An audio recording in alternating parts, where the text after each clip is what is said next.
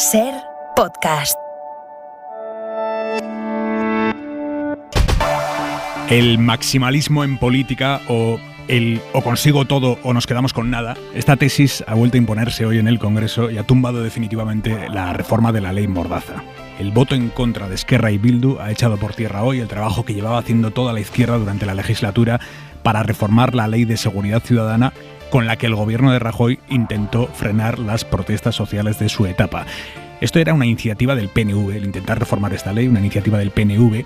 Había acuerdo para cambiar 36 de los 54 artículos de la ley. Estaba toda la izquierda de acuerdo en eliminar cosas de la ley de Rajoy que limitaban mucho el derecho de manifestación. Por ejemplo, se iba a dejar de multar las manifestaciones espontáneas que no hubiesen sido comunicadas.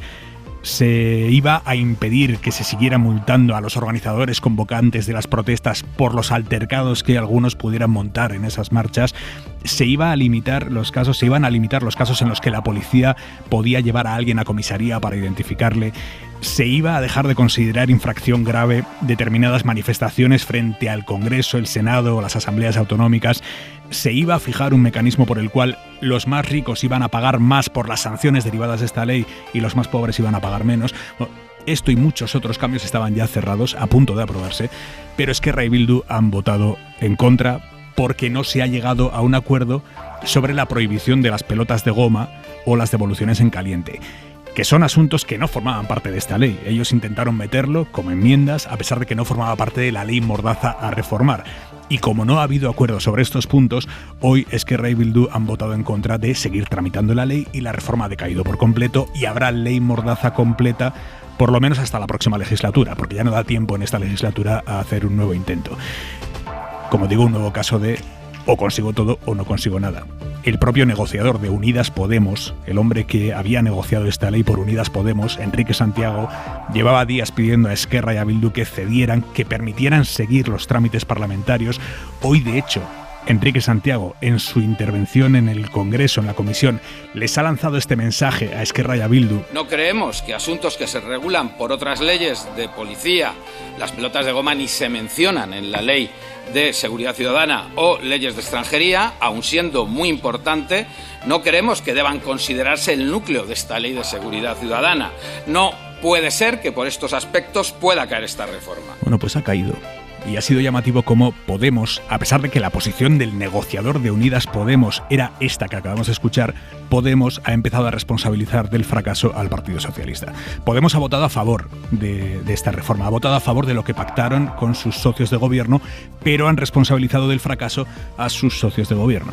Eso sí, el propio Enrique Santiago, Unidas Podemos, ha salido a rebatir esa línea. De hecho, ha refutado esta tarde en público un mensaje de Pablo Iglesias en el que este responsabilizaba al PSOE y atribuía todo a una operación de los socialistas para contentar a su electorado más moderado y ceder ante la presión de Jusapol, el sindicato de la policía, el sindicato mayoritario.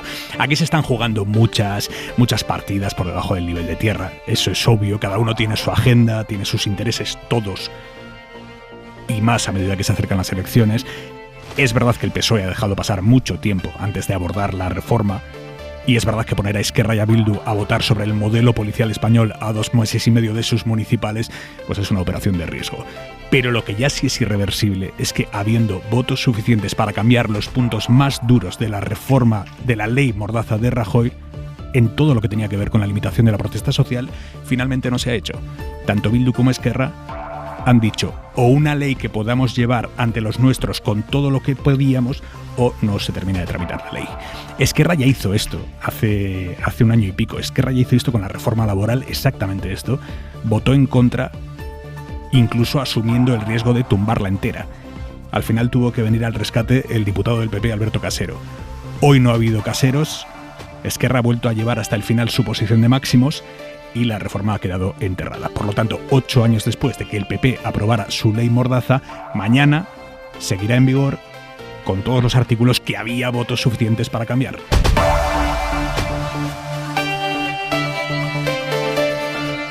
En la mesa del análisis esta noche 3 periodistas. Fernando Garea, buenas noches. Hola, buenas noches. Lucía Méndez, ¿cómo estás? Hola, buenas noches. Y Esther Palomera, muy buenas noches.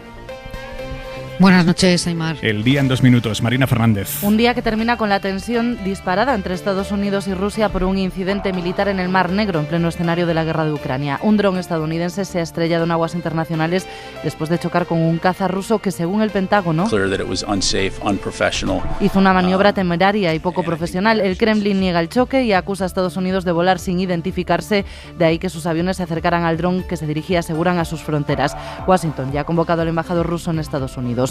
Un martes en el que el INE ha confirmado lo que ya notamos en el supermercado. La cesta en general, los productos de alimentación, es lo que más sube. Cada día que vas a comprar hay algo que sube, y no un céntimo ni dos. Y lo que ha reconocido hoy el presidente de Mercadona. Que hemos subido una burrada los precios. Si tienen razón, si nosotros no hubiéramos subido los precios, el desastre que hubiéramos generado en la cadena de producción hubiera sido impresionante. El INE ha confirmado que la inflación de los alimentos es récord, está en el 16,6%, sobre todo legumbres y fruta, a pesar de la rebaja del IVA decidida por el Gobierno, que insiste en que sus medidas funcionan. Isabel Rodríguez, ministra portavoz. La raíz de este problema concreto de este mes se observa en las cuestiones meteorológicas que han afectado a estas cosechas, y estamos estudiando y viendo claramente estas consecuencias. Pero Unidas Podemos, socio minoritario del Ejecutivo, insiste en pedir que se limiten de alguna forma los precios. Hay que tomar de una vez la decisión de intervenir la cesta de la compra. Urgimos al socio de coalición a que acepte caminar ese camino. Y por los 3 ejércitos, tierra, mar y aire, va a pasar la princesa Leonor durante los próximos 3 años. Es el plan que han diseñado el Gobierno y la Casa Real y que ha anunciado la ministra de Defensa. Pone de relieve algo que para mí en particular es esencial. En su día, el mando supremo de las Fuerzas Armadas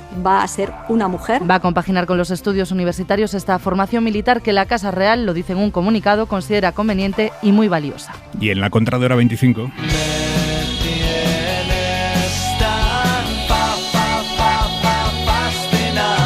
Fascinados nos tiene lo que ha sucedido hoy en Segovia. La Policía Municipal ha puesto la primera multa a una persona por trepar el acueducto para sacarse una foto. Una sanción que la normativa municipal considera muy grave y que conlleva una multa que puede ser de entre 1.500 y 3.000 euros. Manuel Javois, buenas noches. ¿Qué tal, Aymar? Buenas noches. ¿Hasta dónde somos capaces de llegar por hacernos un selfie? Estaba pensando que la multa depende del número de likes que consiga.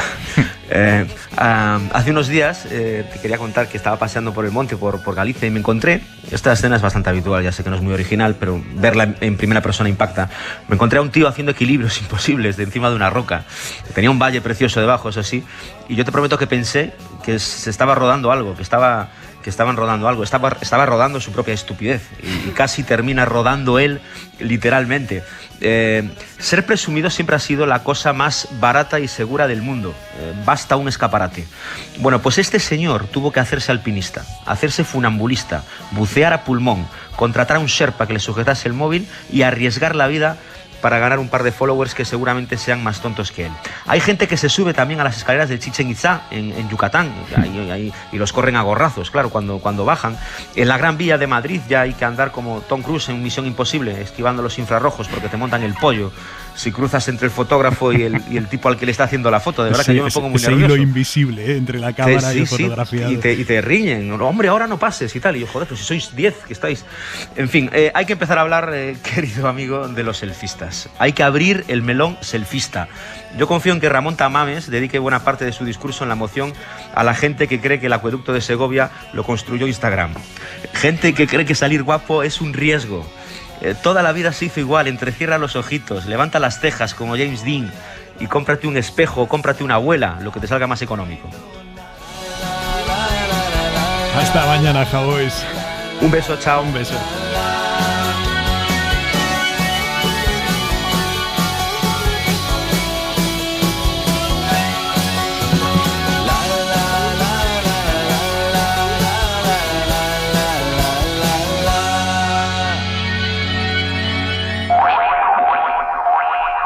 Y está en el estudio de la cadena SER de Hora 25 José Luis Escrivá, ministro de Inclusión, Seguridad Social y Migraciones. Ministro Escrivá, buenas noches.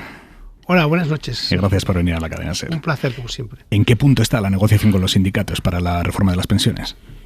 Bueno, pues tengo entendido que se reúnen mañana sus órganos de dirección para, espero que decidir favorablemente, acordar favorablemente con nosotros el conjunto de medidas que hemos estado trabajando con los agentes sociales ya muchos meses, ¿no? Y que está pues ya muy afinado. Así que usted confía en el sí, entiendo. Yo espero que el sí. Lo da por hecho. Bueno, vamos a esperar, pero yo vista su reacción y sobre todo su posicionamiento en la mesa estos días y antes, pues ha sido un proceso que ha llegado a este punto, sí. Ministro, ¿hasta qué punto con esta reforma está garantizada la sostenibilidad del sistema, incluso para los años en los que los baby boomers estén cobrando la pensión? Creo que es una reforma que refuerza extraordinariamente el sistema, por supuesto, y sobre todo, efectivamente, en esa década de los 30 y década de los 40, que es donde el sistema va a tener más tensión por razones demográficas. Después ya mejora otra vez a partir del año 2048 aproximadamente, y lo que hemos hecho es un esfuerzo considerable, no solamente ahora, sino en medidas que hemos ido tomando en estos últimos 2 años. Este es el cierre del sistema para que realmente el sistema esté, es decir, cumplamos de alguna forma las 3 cuestiones que nos planteó que nos planteó al gobierno el Pacto de Toledo justamente a finales del año 2020, donde con una mayoría amplísima nos dijeron: ustedes tienen que conseguir pensiones suficientes, que significa mantener su poder adquisitivo ante cualquier situación, pero al mismo tiempo hacer el sistema más equitativo y finalmente muy sostenible ante cualquier contingencia y eventualidad, y particularmente de la que se refiere usted a la década de los 30 y los 40. Hemos cumplido, yo creo que de una forma muy solvente, con esas 3 pilares que tiene que tener el sistema, y el conjunto de medidas que se cerrarán con este último bloque de medidas satisfacen perfectamente lo que nos ha pedido el Parlamento, y que después se convirtió también en hitos del Plan de Recuperación y Resiliencia. Por eso también era importante que esto llevara aparejado un acuerdo a nivel europeo con las autoridades europeas. ¿Y las autoridades europeas han avalado por completo la reforma? ¿Exactamente quién? ¿Cómo ha sido ese? Vamos a ver, el procedimiento aquí es el siguiente. Nosotros tenemos una serie de hitos. Por ejemplo, ahora acaban de validarse está validándose el último momento del proceso los hitos del tercer pago del plan de recuperación. Y ahí, por ejemplo, en pensiones hay dos hitos muy importantes para este tercer pago.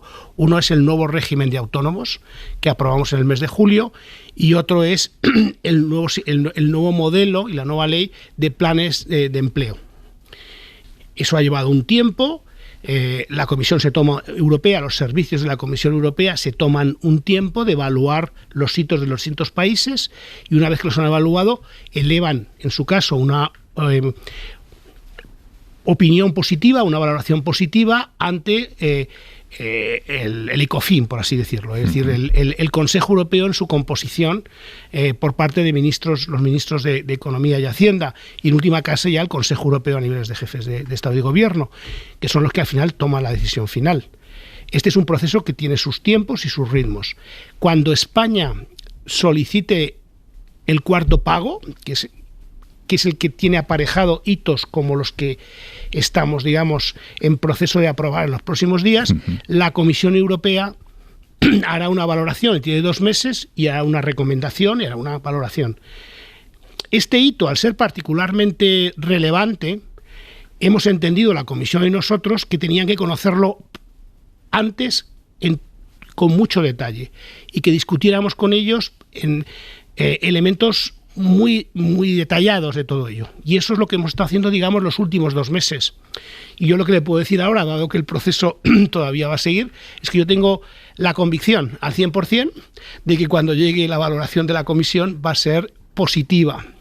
¿La convicción o la garantía, ministro? Yo tengo la convicción basado en mi interlocución personal incluida durante los últimos 2 meses con la Comisión Europea, y yo creo que los servicios de la Comisión y el comisario Gentiloni, creo que hace unos días, ha hecho declaraciones que también inducen a pensar que ellos lo piensan. ¿Quién ha sido su interlocutor en esta negociación? El comisario Gentiloni ha sido el interlocutor principal mío, y digamos que por debajo pues también han estado presentes, incluso en reuniones en las que he estado yo, tanto el director general del director general de ECFIN, que es la Dirección General de Economía, como el director general adjunto. O sea, que usted tiene la palabra de Gentiloni de que si mandan esto, tal y como está ahora, sin tocar nada, Bruselas va a dar el ok. O sea, yo lo que le puedo decir es que yo no tengo ninguna duda de que eso va a ocurrir cuando llegue el momento. Esa es como se lo expresaría. Y yo le diría también que además la comisión, me consta, y lo está haciendo saber, dado que el ser el primer país, España es el primer país el que va más adelantado en la evaluación de hitos. Y por lo tanto, de alguna forma, al ser primero, nos lo ha transmitido así la comisión, tiene sus ventajas, pero también tiene sus inconvenientes, porque te conviertes en referente de los que vienen después.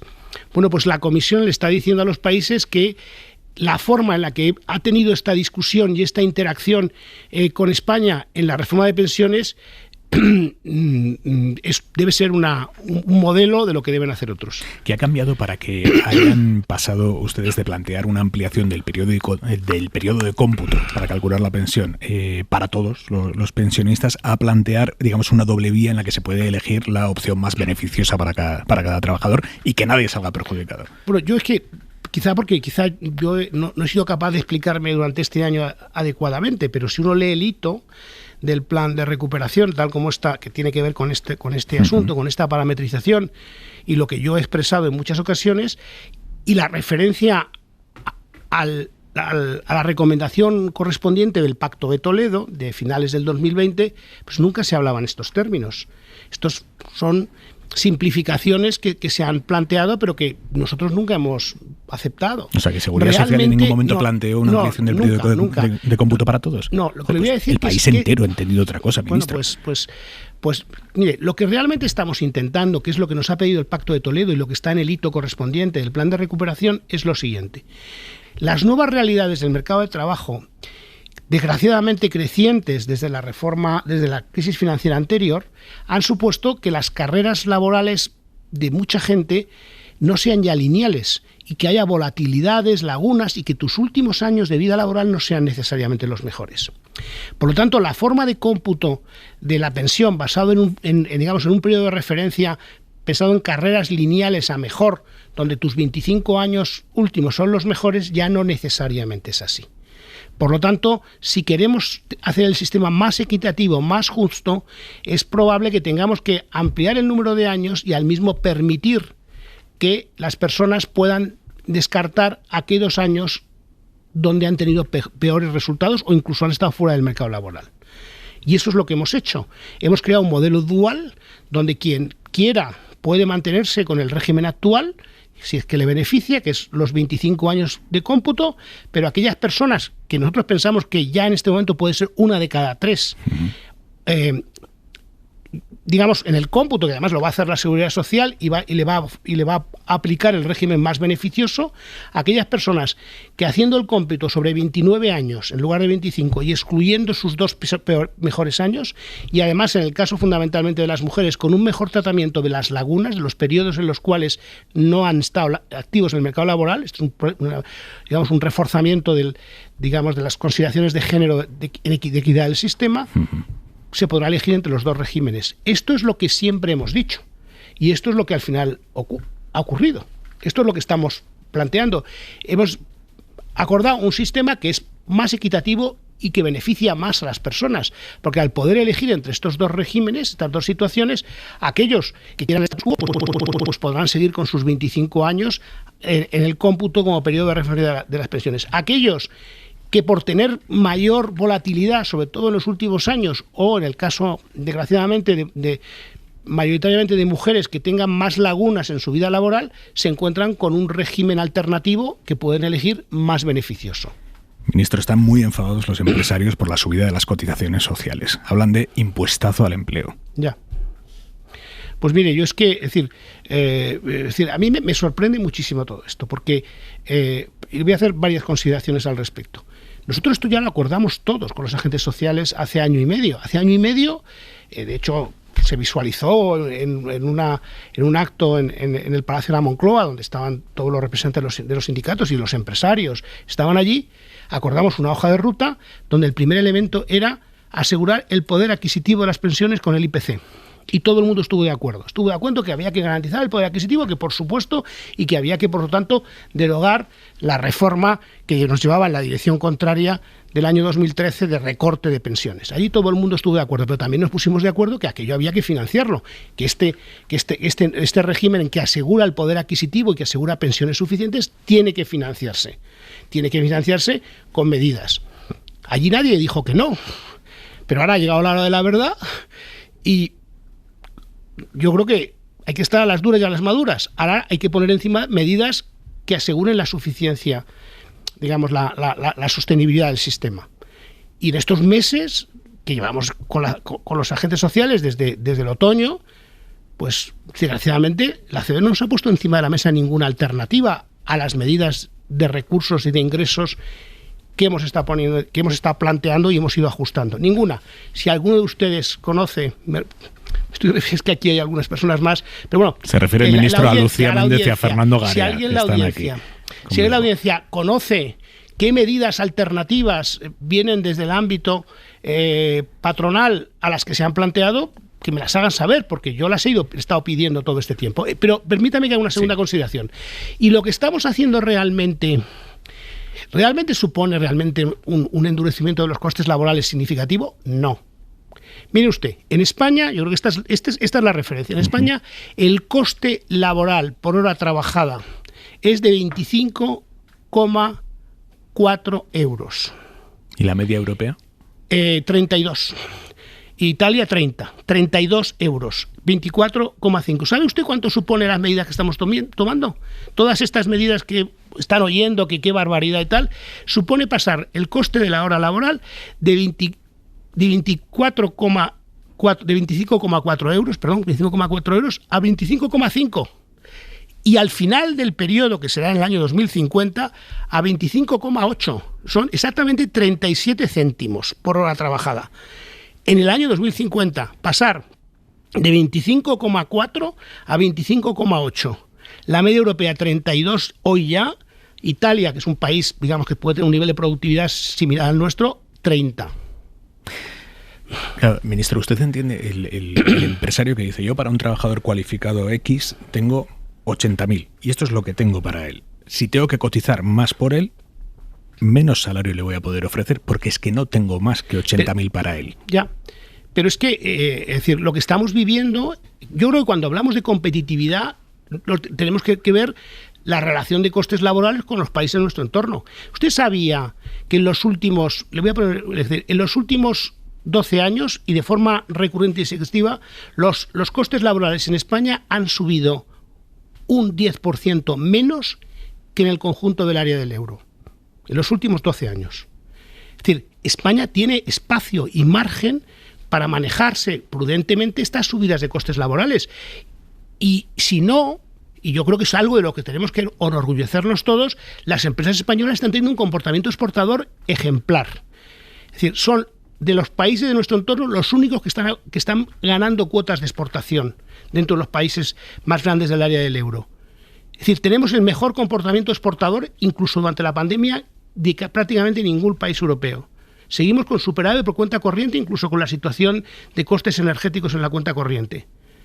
Hombre, esto es para estar todos muy orgullosos. Y por supuesto que tiene que ver y hay que poner en valor la capacidad empresarial y de moverse en los mercados internacionales. Pero hombre, también tendrá algo que ver que los costes laborales en España son bastante moderados, lo estamos viendo con los salarios, y les permite a las empresas perfectamente competir en coste. O sea, no hay ninguna empresa, ya no le hablo de grandes empresas con grandes beneficios, no hay ninguna pyme, mediana empresa a la que esto le pueda hacer un roto.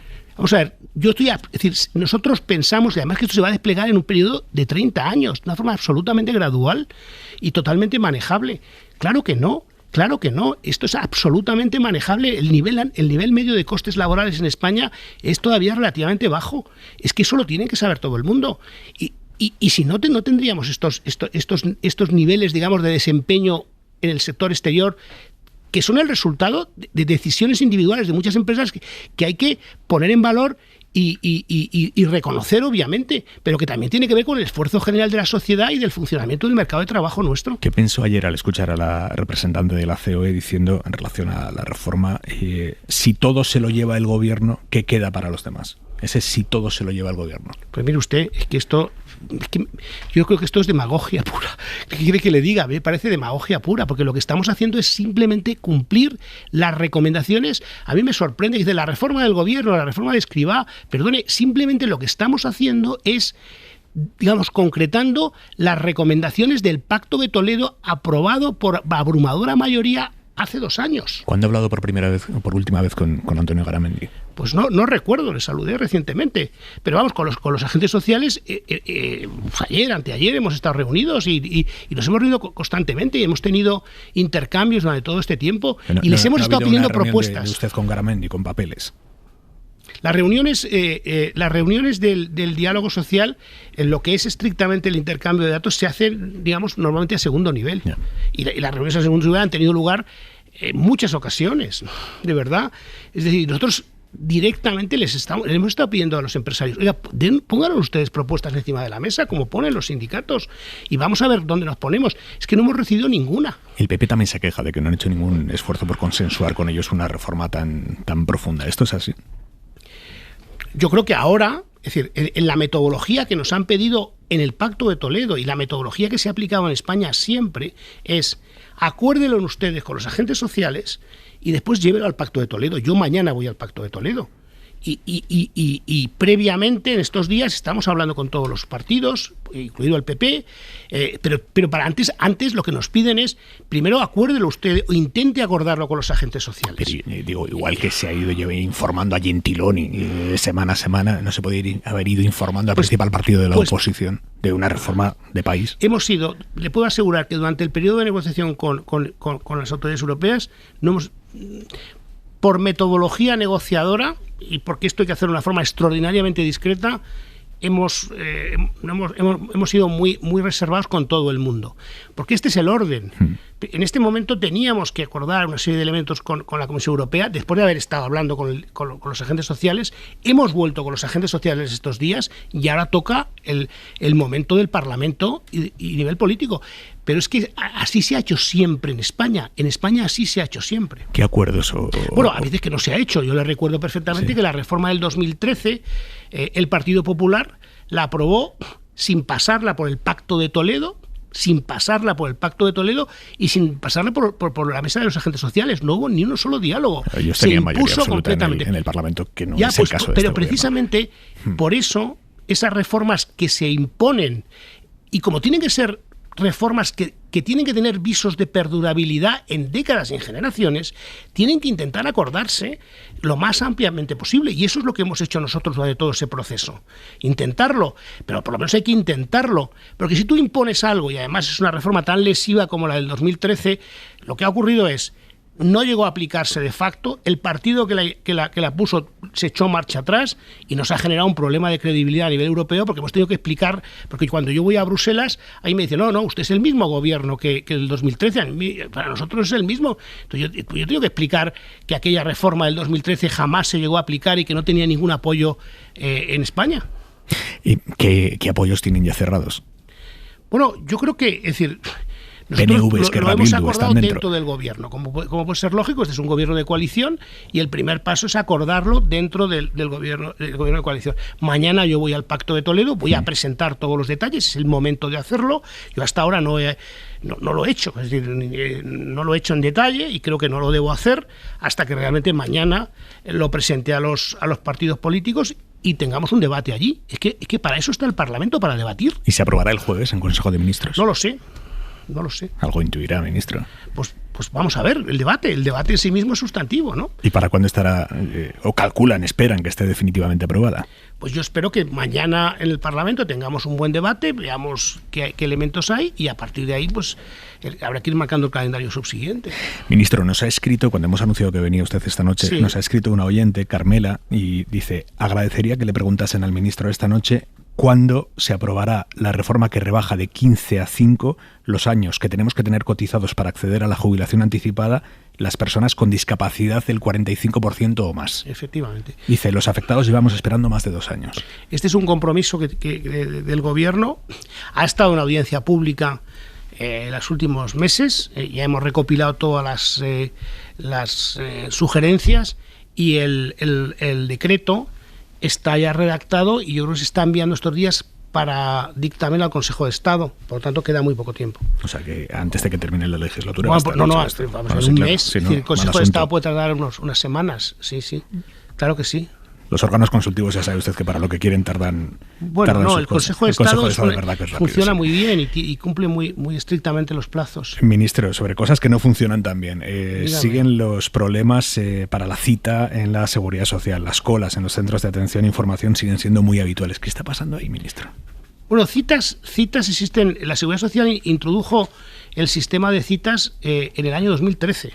No es un tema de ahora. Y lo que ha habido, yo creo que durante estos años es que efectivamente se ha reducido, digamos, el nivel de funcionarios de la Seguridad Social, sobre todo por no cobertura de plantillas. Y nosotros, que tenemos un plan de reforzamiento muy fuerte, pues estas cosas no se corrigen de un día para otro, ¿eh? Y entonces, pues efectivamente puede haber personas que en un momento determinado pues tienen que estar esperando algo más para que les atiendan. Pero yo quiero dejar una cosa muy clara. Es decir, eso se refiere a casos no urgentes. Un 20% de los trámites que hace la Seguridad Social, que estamos hablando de 4 millones, es decir, que sean 4 millones de interacciones con las personas al año, que no son... Por eso cuando a veces aparecen algunos casos, pues efectivamente son muy... Hay que verlos, hay que estudiarlos y ver lo que ha pasado, pero hay que ponerlos en contexto de la dimensión de la interacción que la Seguridad Social tiene con los ciudadanos, 4 millones. Pero permite que le diga, sí. No, es decir, nosotros con este tema de las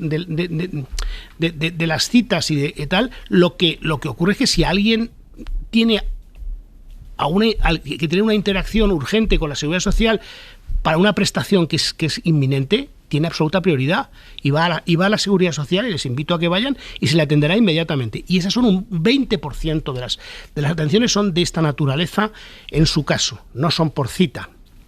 Y lo que es crucial, y esto es sacrosanto para la Seguridad Social, es la continuidad de rentas en las pensiones. Es decir, asegurar que si una persona termina con su último salario, al mes siguiente tiene su pensión y hay continuidad de rentas. Pero para que nadie se quede un mes sin cobrar. Exactamente, pero es que esto no ocurre, por ejemplo, con las pensiones no contributivas, porque yo creo que tenemos que tomar referencia. Las pensiones no contributivas se financian con los presupuestos generales del Estado, pero las gestionan y las comunidades autónomas. ¿Usted sabe cuánto tardan en promedio en España? ¿Cuándo tienen que esperar? Si una persona tiene la mala suerte de tener una pensión no contributiva que se gestiona a través de las comunidades autónomas, en promedio de la comunidad autónoma, 130 días. Después recibe los atrasos, pero tiene que esperar 130 días. Eso sí, hay comunidades autónomas que se acercan, ninguna llega al estándar de la Seguridad Social, pero hay algunas que están en más de un año. ¿Cuál? No se lo quiero decir. ¿Por qué no sé, ¿qué quiere decir? Eso es algo objetivable, ¿no? Hay varias comunidades, pero miren los rankings. Esta información pública, yo preferiría no señalar. No quiere meterse en ese charco. No, pero el dato medio sí que es relevante. El dato medio que estamos hablando de casi 6 meses sí que es relevante. En septiembre vencen 1.000 contratos de los interinos que fueron contratados por 3 años para gestionar el ingreso mínimo vital. ¿Qué se va a hacer con ellos? ¿Se les va a renovar? ¿Van a ser reemplazados? Estamos viendo, y de hecho en este momento tenemos un proceso, digamos, de incorporación de 2.500 interinos nuevos, donde por ahí pues, estamos viendo cómo ellos pueden ir incorporándose a los procesos también de oposición que hay en marcha y los procesos de nuevas plazas de otra naturaleza. Yo creo que vamos a encontrar soluciones para ellos, claro.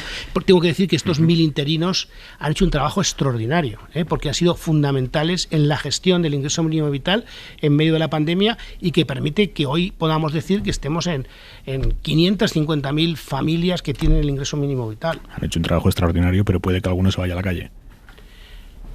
Bueno, yo creo que vamos a intentar que no ocurra. Ministro, el precio de los alimentos sigue disparado, un 16,6% interanual en los datos del último mes. ¿Qué está pasando ahí?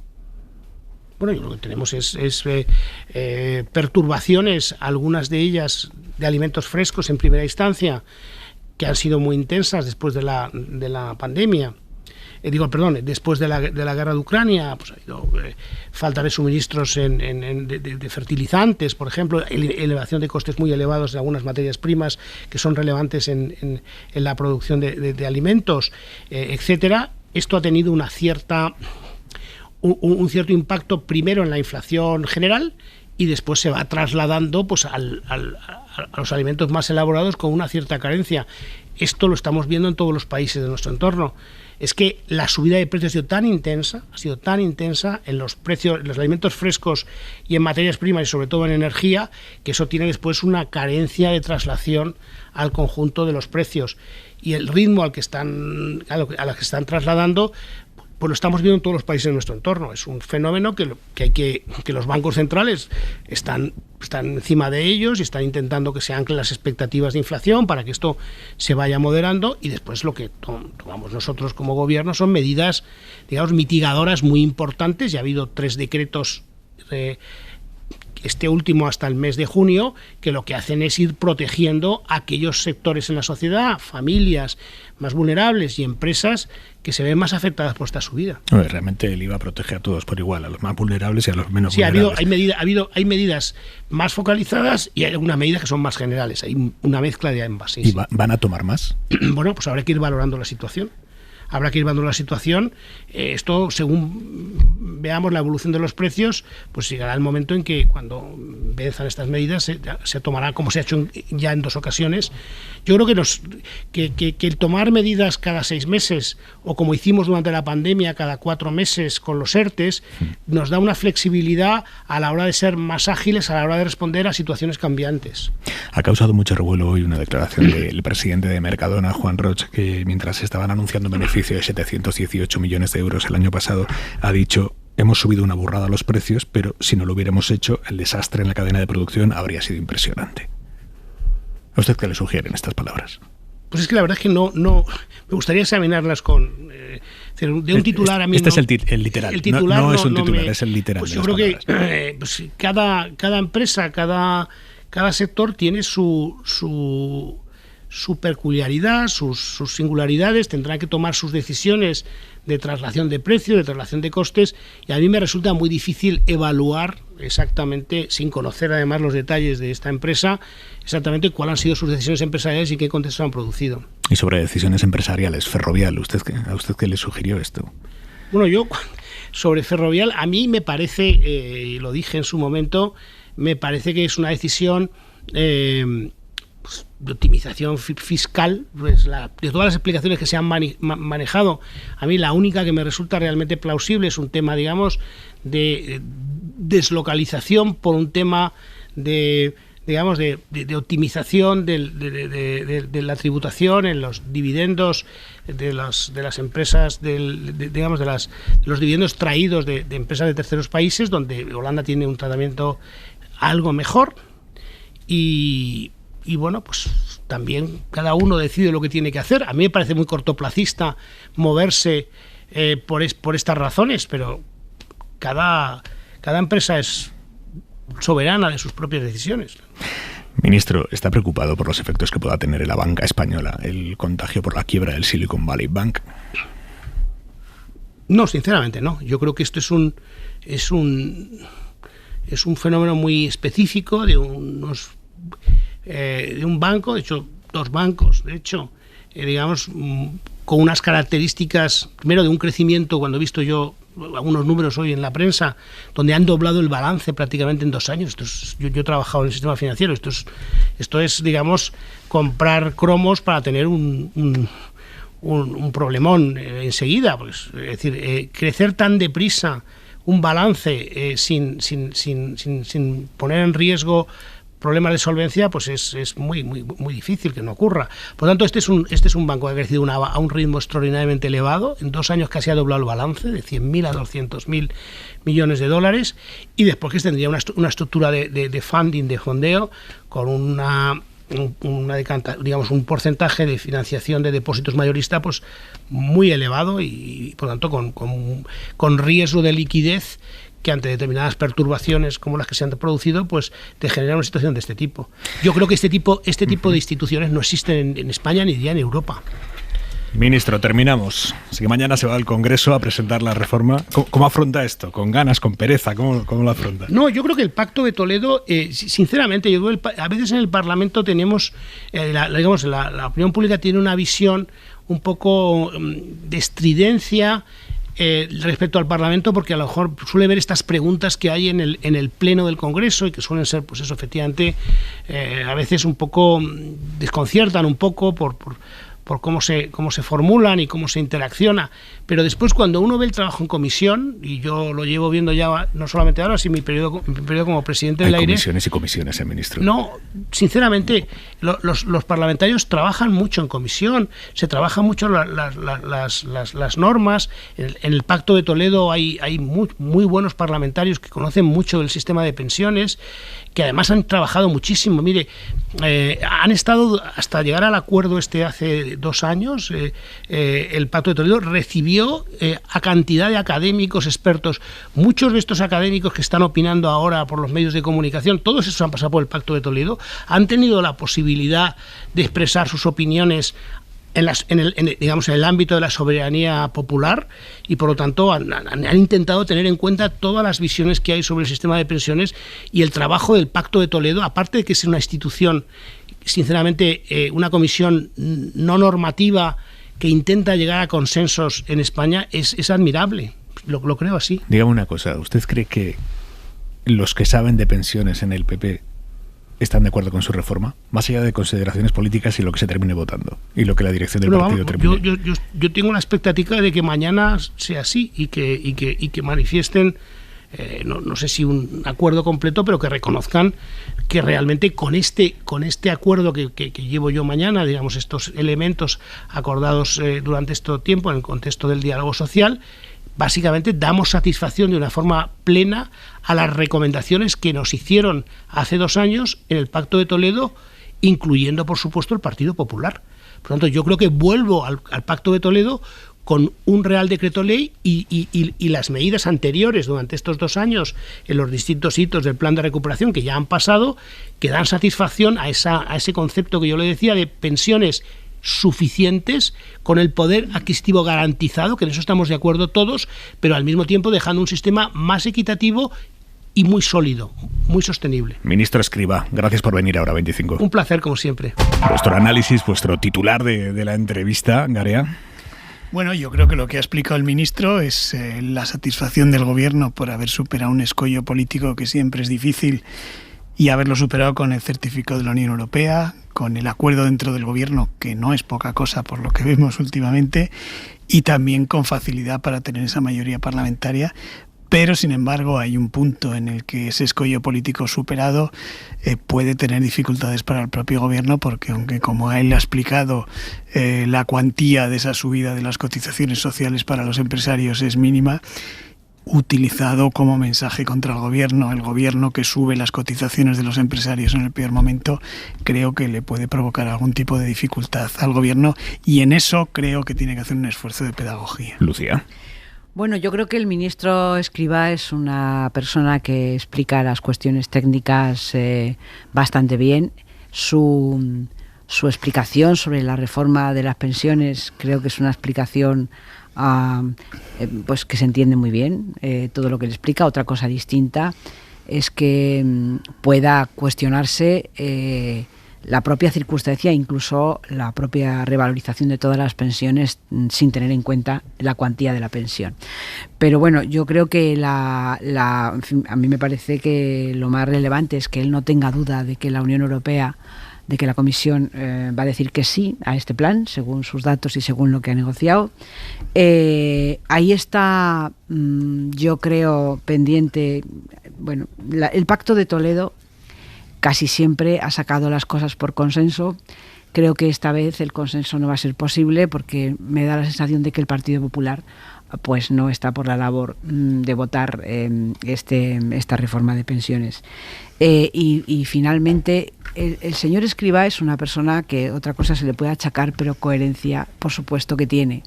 Cuando era responsable de la AIREF, él compareció en el Parlamento para explicar que el sistema de pensiones español, en contra de lo que piensa muchísima gente, sí es sostenible.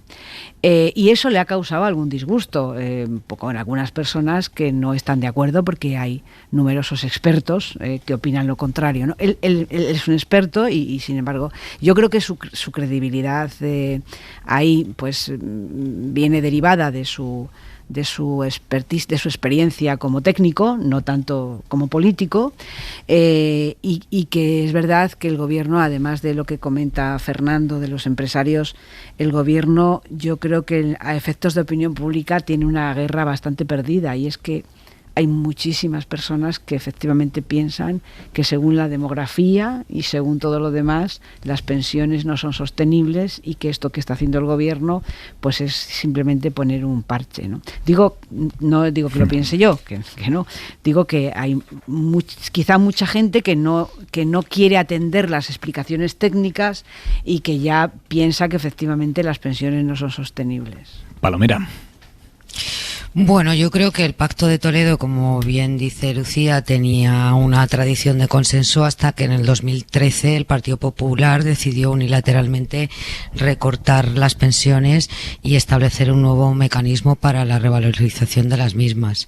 Luego, sinceramente creo que hoy, esta noche, esa pedagogía que se le exige permanentemente al Gobierno, el ministro Escrivá lo ha hecho con bastante certeza al explicar con datos muy concretos lo que va a suponer en euros el coste por hora trabajada para un empresario. Es decir, si creo haber anotado bien, ha dicho que en este momento está en 25 euros el coste por hora trabajada, y en el año 2050 va a pasar a 25 céntimos y ahora 25 euros, y lo que va a subir de aquí a 2050 son 37 céntimos por hora trabajada. Creo que el esfuerzo que se le está pidiendo a los empresarios no es un esfuerzo colosal, teniendo en cuenta que estamos hablando a 20 e incluso 30 años vista. Por lo tanto, creo que si siguen por ese camino pedagógico es fácil convencer a la opinión pública de lo que estamos hablando. Y luego me parece que es muy importante el cambio de paradigma que se ha producido tanto en el debate público español como en el criterio de la Unión Europea cuando se habla de pensiones y de la sostenibilidad del sistema. Por primera vez se está hablando de la sostenibilidad del sistema a través de una subida de los ingresos y no de un recorte de las prestaciones. Y esto me parece un salto cualitativo en el debate público sobre el sistema de pensiones. Esto respecto a pensiones. Respecto al colapso que la Tesorería de la Seguridad Social tiene desde hace meses y que acumula desde hace muchos meses, me ha parecido que las explicaciones del ministro han sido escasamente convincentes, sobre todo para aquellos ciudadanos que han visto retrasado el pago en las bajas maternales, en las dobles y triples cotizaciones, en el ingreso mínimo vital, en las jubilaciones activas. Y por primera vez la Tesorería de la Seguridad Social no está ni siquiera respondiendo a los escritos telemáticos que envían los ciudadanos. Por lo tanto, nada convincente respecto a ese colapso que acumula la Tesorería General de la Seguridad Social.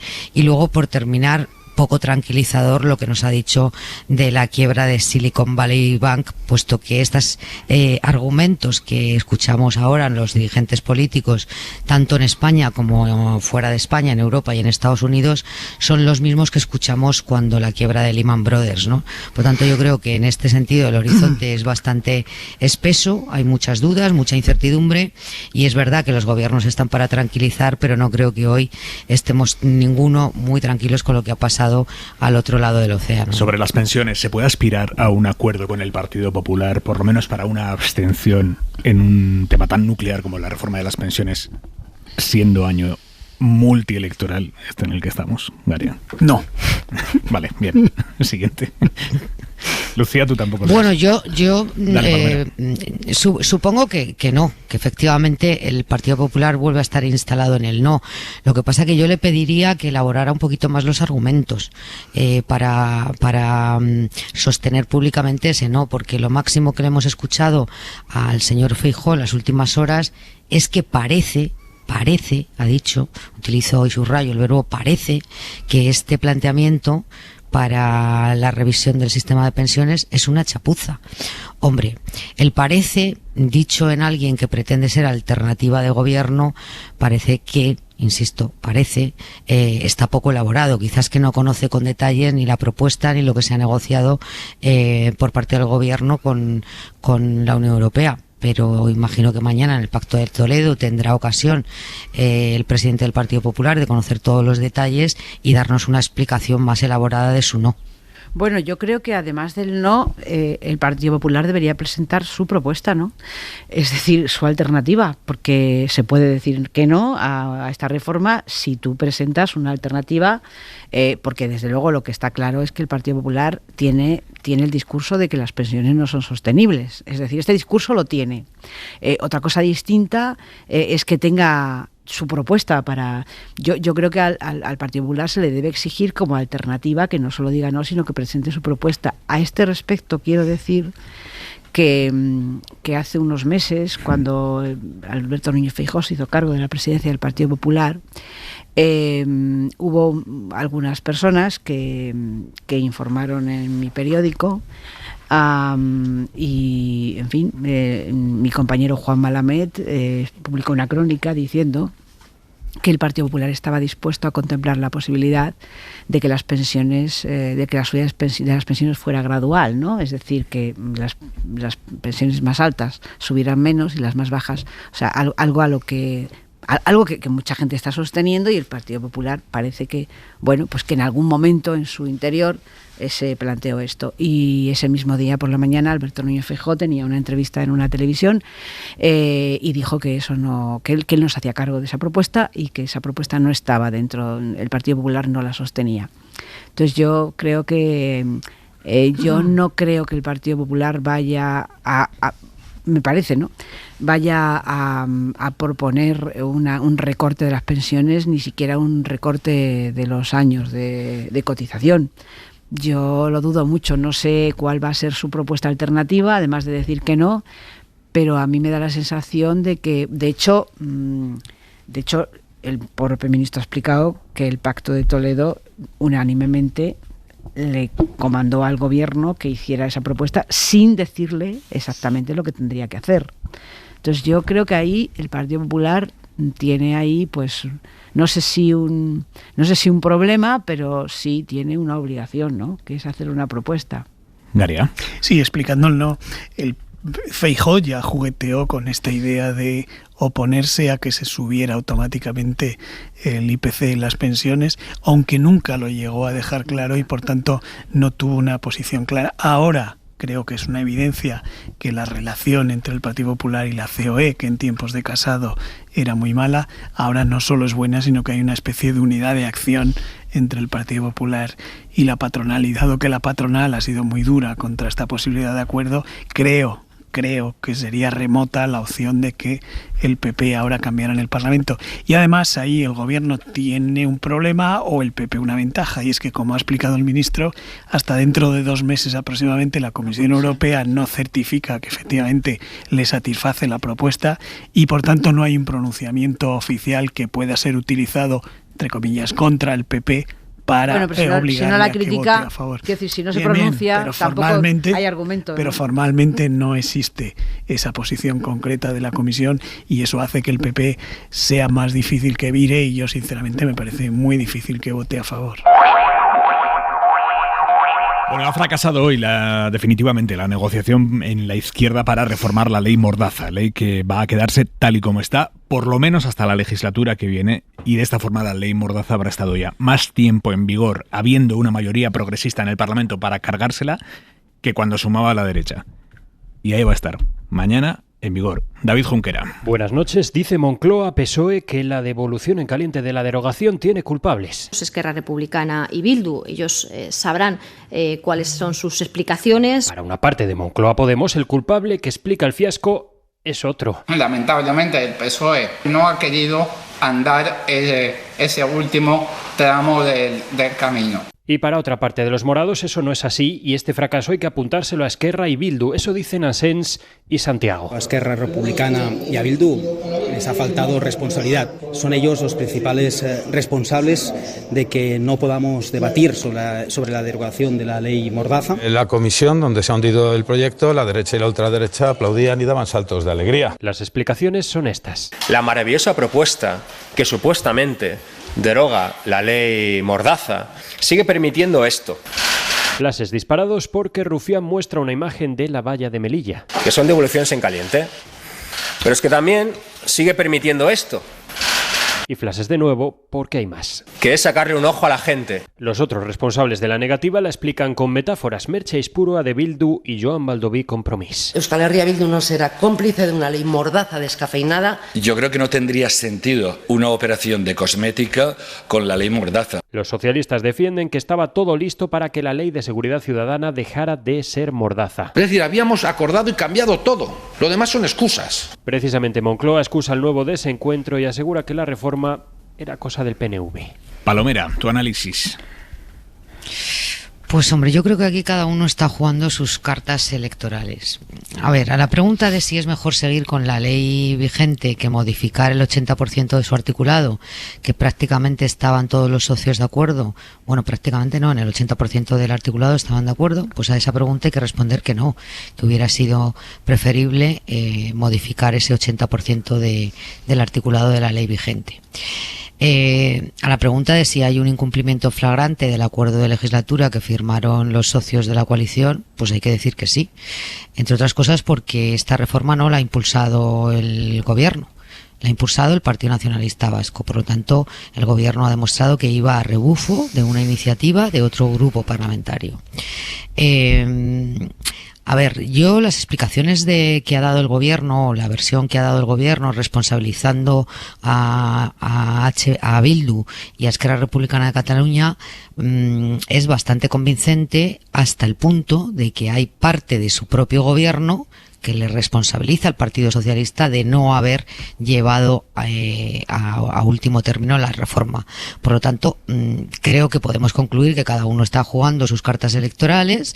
Esquerra Republicana de Cataluña y Bildu con el tema de las devoluciones en caliente y de las pelotas de goma fundamentalmente. Por cierto, aunque las devoluciones en caliente eran amplísimamente criticadas por el Partido Socialista cuando las utilizaba el Partido Popular cuando era gobierno, y yo creo que también hay cierto temor del Partido Socialista a abrir en este momento un melón o un conflicto con los sindicatos policiales, que todo el mundo sabemos que no son de peligrosa izquierda, sino más bien de la derecha más radical en un momento preelectoral. Por lo tanto, creo que cada uno está jugando sus bazas. Lucía. Pues igual hay que recordar que hace muchos años ya que esto está pendiente en el Parlamento, que la derogación de la ley Mordaza fue un compromiso del presidente Pedro Sánchez ya antes, cuando fue presidente del gobierno la primera vez por la moción de censura, y que si realmente han pasado tanto tiempo y el Parlamento no lo ha tratado hasta justamente cuando va aquí ahora las elecciones, como bien dice Esther, pues ahí suscitan las pasiones de las urnas y entonces no hay nada que hacer, pues yo creo que ahí hay una voluntad política, por lo menos implícitamente, de no tocar esta ley, ¿no? Es decir, porque han tenido, fíjate, pues 3 años, ¿no? 3 años de legislatura, si no contamos la otra, ¿no? La primera. O sea que es evidente que el PNV muchísimas veces, y lo hemos oído todos, a su portavoz parlamentario y a su presidente, decir que el gobierno, el sector del PSOE del gobierno, precisando, no tenía ninguna prisa, ni ningún deseo, ni ninguna urgencia para cumplir el compromiso de derogar la ley Mordaza. Por tanto, pues yo creo que ha pasado lo que tenía que pasar, ¿no? Y evidentemente en este último camino pues han sido RC y Bildu los que han roto digamos el statu quo, pero yo creo que esto no conviene solo analizarlo en términos de lo que ha pasado hoy, porque hasta llegar a hoy han pasado muchas cosas que son evidentes, y yo creo que el Partido Socialista ganas de reformar esto no tenía. Por otro lado, cuando uno es responsable de dirigir las fuerzas y cuerpos de seguridad del Estado, pues claro, no es lo mismo, ¿no?, que ser un grupo parlamentario. Yo esto lo llego a entender. Y yo también creo, y esto a lo mejor es un poco impopular lo que voy a decir, yo también creo que no hay un clamor social, digamos, tan grande para derogar esta ley, la verdad, lo digo en serio, ¿no? Es decir, creo que para la izquierda militante es importante, pero yo creo que a efectos de opinión pública la mayoría de los españoles, digamos, que no están muy inquietos por los asuntos de la ley Mordaza. Fernando. Pues yo en cambio sí creo que es un fracaso de la legislatura progresista el no derogar esta ley, que no fue la más importante del gobierno de Rajoy, pero sí es la más simbólica. Yo creo que es la que hizo que la izquierda saliera a la calle, y yo creo que para una parte de la izquierda hay una enorme decepción por el hecho de que no se derogue esta ley. Demuestra que es muchísimo más fácil salir codo con codo en manifestación en contra de una ley que construir un acuerdo con una ley nueva.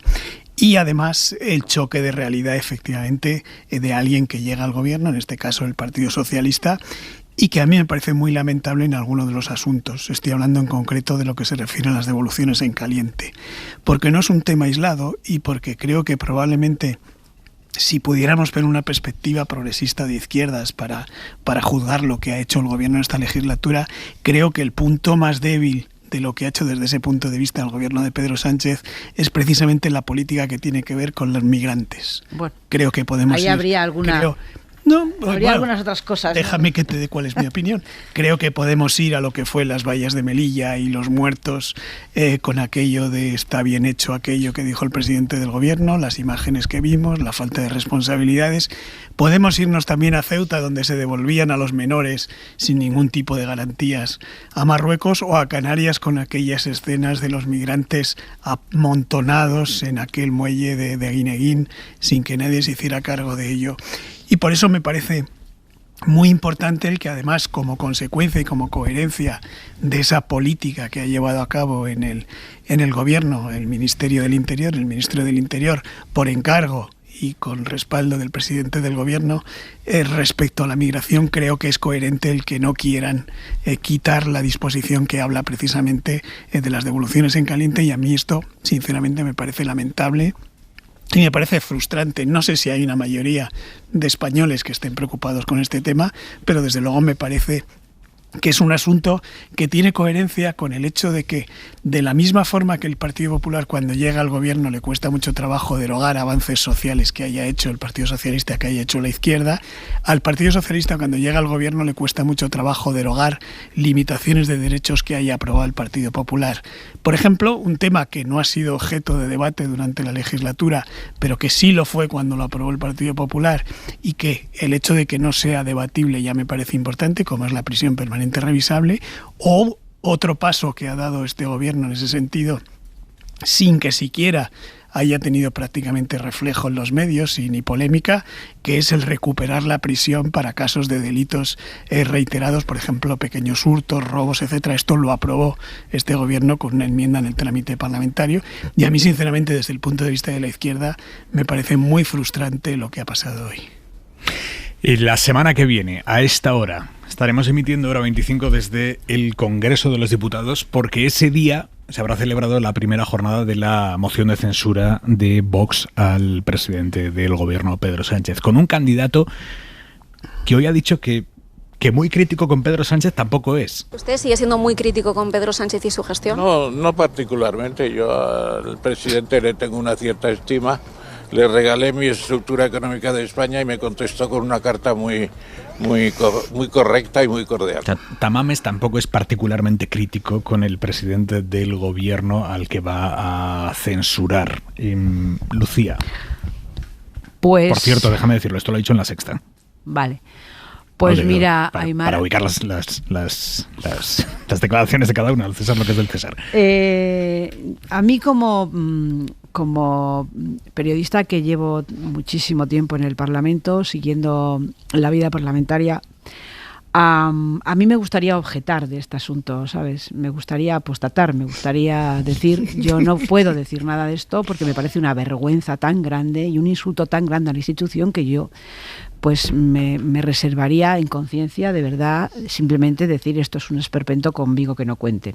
Como desgraciadamente me pagan el sueldo, por tanto aquí como en el periódico, por escribir de esto, pues no tengo más remedio que analizar este asunto. Bueno, yo creo que aquí lo único que se puede decir es que el señor Tamames es un sinvergüenza y punto. O sea, es una persona que está violentando y está considerando a la Cámara como un lugar donde ejecutar sus últimas vanidades, por decirlo así, un hombre que únicamente quiere protagonismo ese día, quiere utilizar al Parlamento para una persona que además ha sido todo en la vida, quiero decir, que es que no tiene necesidad tampoco, ¿no?, de una persona que ha firmado una moción de censura de Vox, con lo que, es decir, el partido Vox no es que engañe a nadie, su programa es público, lo que pretenden, lo que proponen, y claro, un señor tan respetable que ha firmado una moción de censura de Vox, que ahora resulta que haga una gira mediática diciendo cosas contrarias a lo que propone Vox, hombre, yo no sé a quién le quiere tomar el pelo este señor, pero no me parece que quepa obviar su responsabilidad, ni siquiera por lo que ha representado, que yo entiendo que ha representado mucho. Es decir, me parece una vergüenza que una persona que ha pertenecido al Partido Comunista ahora firme porque, o sea, uno puede cambiar de ideología, lo que sea, lo que no puede es darte con ello en la cabeza, y mucho menos utilizar el Congreso. Y luego ya, si beneficia o no beneficia a lo que beneficie, pues ya lo veremos. Bueno, lo que ocurre, Lucía, que Tamames no es un espontáneo. Quiero decir, la responsabilidad de que Tamames vaya a ser candidato en esa moción de censura a la presidencia del gobierno es de Vox. Pero quien ha firmado es él. Por lo tanto, Esther. Bien, claro, bien, pero a él no se le puede a quitar la alturas, responsabilidad que tiene. Es que bueno, pero el responsable de haber propuesto como candidato a la presidencia del gobierno en esa moción de censura es un partido que se llama Vox, que está sentado en el Parlamento y que yo coincido contigo en que tiene muy poco respeto por las instituciones democráticas, por impulsar esta candidatura. Bien, luego ya podemos hablar de la vanidad del señor Tamames, del ego y de la tournée mediática que está haciendo desde hace semanas y de los disparates o de las incoherencias de impulsar una moción de censura y decir que el gobierno de Pedro Sánchez le cae muy bien y que además este no es el peor gobierno de la historia de la democracia. Es decir, nos está regalando unas perlas para titular en los medios de comunicación que nos está divirtiendo mucho, pero lo cierto y verdad es que la responsabilidad está en un grupo parlamentario que está sentado en el Congreso de los Diputados. ¿Y qué perseguía este grupo parlamentario? Claramente perseguía recuperar la iniciativa dentro del bloque de las derechas, y yo creo que la próxima semana vamos a ver a Vox que va a salir de esa moción de censura muy tocado porque probablemente va a ser el grupo proponente y el que peor parado va a salir, no por perder la moción de censura, que claramente la va a perder, ya lo sabemos de antemano, sino por el esperpento al que vamos a asistir todos. Y aprovecho para decir que con todo este circo, que además el propio presidente del Partido Popular ha calificado de circo, lo más inexplicable para mí a estas alturas es la abstención declarada de antemano del Partido Popular. Quiero decir, si el máximo dirigente del centro derecha español considera que Vox y su candidato están protagonizando un circo en el Parlamento, a mí que me explique cómo puede apretar el botón de una abstención que a mi juicio es tremendamente vergonzante. Daría. Bueno, desde mi punto de vista, la antipolítica daña a las instituciones, y si utilizas las instituciones para practicar la antipolítica, como es el caso, las daña doblemente. A mí, las cosas que dice el señor Tamames y que va a decir el martes en la tribuna del Congreso no me importa nada. No me parece que represente a nadie, es su opinión, y además es una opinión que después de los bandazos que ha dado importa poco. Lo que me preocupa también es que haya un partido con 52 diputados y con expectativas en las próximas elecciones de repetirlas, que sea capaz de maltratar las instituciones de esa forma, con algo como lo que se va a producir la semana que viene. Yo espero sinceramente que sea verdad esto de que se vuelve esta operación contra quien la promueve, entre otras muchas cosas, para que haya un precedente, para que en mucho tiempo a nadie se le ocurra volver a reírse de las instituciones y de todos los españoles, en este caso, que están representadas en el Parlamento, para llevar a cabo esta escena que sinceramente no sé qué sentido tiene. Lucía. Bueno, yo al poner el foco en Ramón Tamames no quería decir que Vox no tuviera responsabilidad, naturalmente que la tiene, ¿no? Bueno, fíjate que aquí, en fin, el análisis político que se va a hacer es a quién beneficia, a quién perjudica.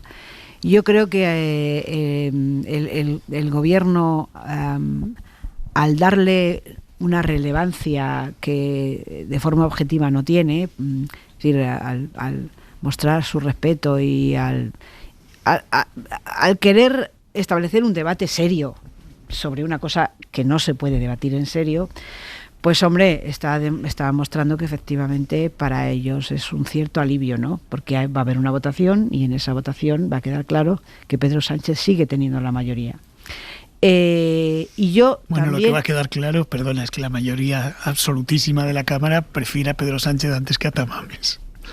Bueno, llámalo. Digo, el esperpento total es eso. Pero lo que se... Perdona, era claro, en el acto de la votación, que esto tiene la importancia que tiene, tampoco vamos a pensar que esto es lo más relevante que va a pasar en los próximos meses. No lo es, porque yo creo que esto es una salva que, sabes, que es como fuegos de artificio un poquito, ¿no? Porque no tiene ninguna trascendencia. Y es verdad que al Partido Popular este asunto se le está atravesando un poquillo, ¿no? Porque, claro, ellos cuando anunciaron la abstención no sabían que el candidato al final no iba a ser Abascal. Es decir, en ese momento el candidato parecía que Abascal no había topado con ninguna vanidad semejante a la de Ramón Tamames, capaz de, a pesar de que se lo propuso a tanta gente, capaz de subir de ponerse en la tribuna de oradores. O sea, ¿tú crees que el PP hoy, si no estuviera condicionado por su propia decisión de hace un mes, hoy votaría en contra? Yo tengo alguna Pero es que las decisiones se pueden rectificar, Lucía. Claro, por eso lo se digo. pueden rectificar. Claro, por eso digo y de hecho hay gente en el Partido Popular que le están pidiendo a la dirección del partido que rectifiquen esa decisión que han avanzado. Por eso digo que se le está atravesando. ¿Qué es lo que intentan transmitir? Oiga, yo no quiero saber nada de esto. Yo me abstengo porque para mí esto no existe. Yo no quiero saber nada. De hecho, el propio presidente del Partido Popular ya ha anunciado a través de Borja Semper que no va a ir. O sea, que es como si para él, como si no existiera. Lo que pasa es que esto tiene un problema, porque existir va a existir. Y su portavoz va a tener que subir a la tribuna a explicarse, ¿no? Y yo sí creo que sí. No sé si el cambio será posible, no lo sé, porque a lo mejor llega el momento en el que el Partido Popular se siente tan incómodo que efectivamente tiene que cambiar el sentido de su voto, porque claro, las circunstancias a las que se ha llegado a esta moción son las que son y no son las que eran cuando se anunció la abstención, ¿no? Palomera. Bueno, yo no sé si se va a producir el cambio o no. Creo más bien que no se va a producir, porque a pesar de que hay un reconocimiento explícito de la patochada que va a suponer la doble sesión de la semana próxima, el Partido Popular lo que teme en el fondo es molestar al electorado de Vox.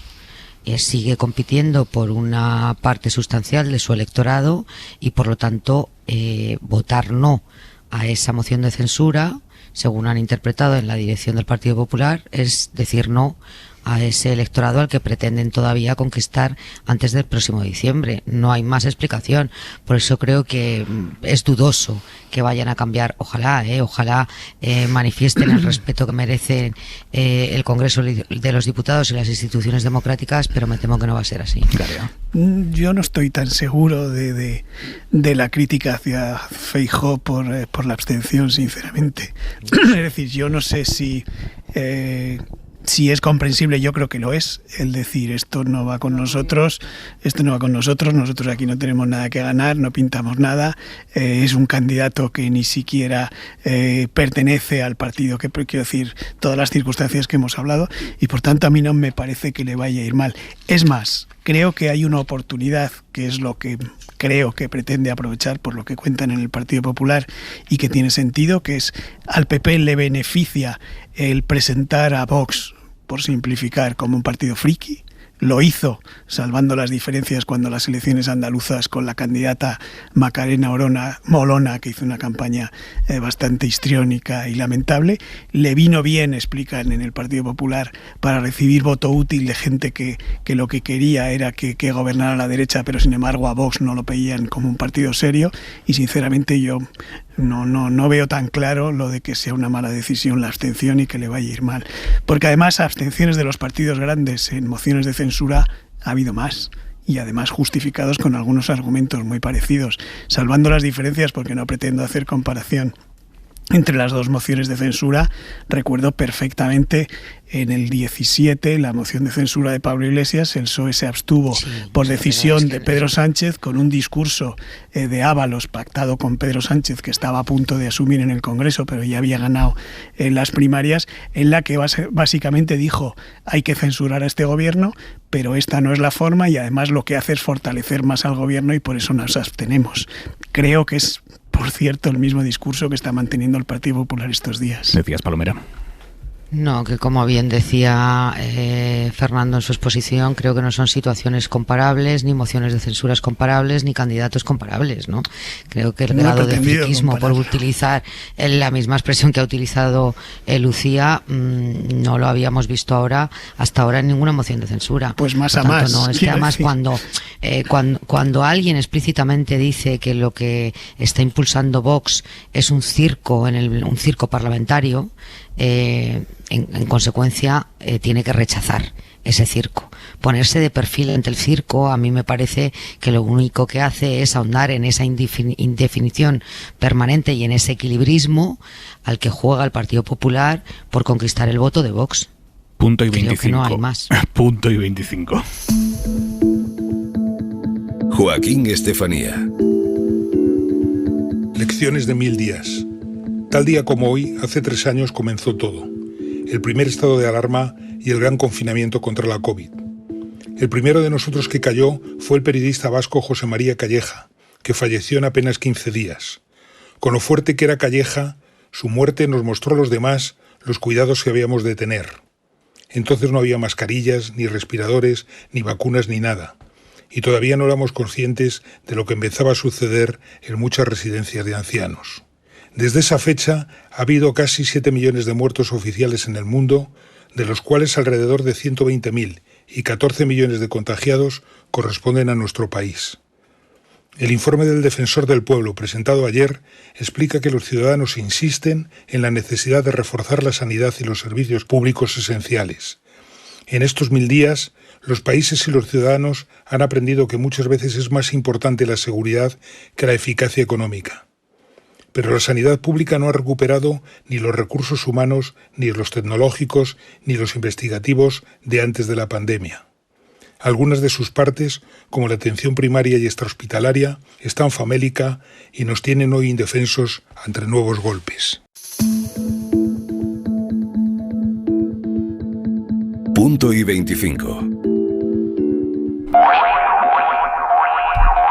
Parimos ya el larguero, Manu. Pues vamos a conocer la previa de ese Real Madrid-Liverpool, que en estas semanas de Champions estamos acostumbrados a otra cosa, que jueguen equipos españoles casi todos los días, pero como solo nos queda un representante, después de 3 días de Champions, mañana es el último, de vuelta de octavos de final, enseguida estamos con la previa de ese Real Madrid-Liverpool. Mañana nosotros en hora 25 estaremos más recogiditos, más en familia, en está ser bien, más. Está bien estar recogidos. No, sí, recogerse de vez en cuando está bien. De vez en cuando sí. Claro que sí. Venga, Manu, abrimos ya el larguero, cerramos hora 25. Fernando Garea, Lucía Méndez, Esther Palomera, un abrazo a los tres. Buenas noches. Un abrazo. Lo dicho, mañana, si quieren, estamos Territorio Libre de Fútbol mañana, Ser Más, hora 25 en las aplicaciones de los móviles. Adiós. Suscríbete a Hora 25. Todos los episodios y contenidos adicionales en la app de Cadena Ser y en nuestros canales de Apple Podcast, Spotify, iVoox, Google Podcast y YouTube. Escúchanos en directo en la Ser de lunes a viernes a las 8 de la tarde.